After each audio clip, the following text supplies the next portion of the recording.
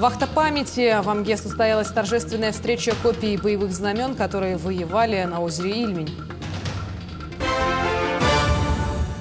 В эти дни в Амге состоялась торжественная встреча копий боевых знамен 19-х и 20-х отдельных лыжных бригад, которые воевали на озере Ильмень.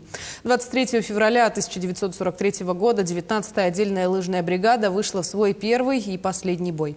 В этом бою вместе с боевым знаменем погибло много наших земляков. Этой осенью юные карбышевцы Амгинского, Чурапчинского и Татинского районов приняли участие в поисковой экспедиции у озера Ильмень «Вахта памяти» на местах сражения якутских воинов.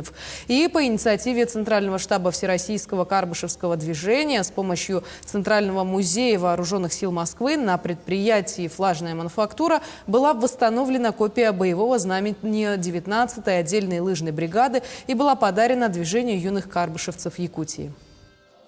Это знамя для нас символ их подвига, и мы чувствуем, что восстанавливая эту память и возрождая вот это ихнее боевое знамя, мы возрождаем их доброе имя, их подвиг, и который будет вводить наше подрастающее поколение к подвигам и быть верным Родине, как их прадеды и отцы.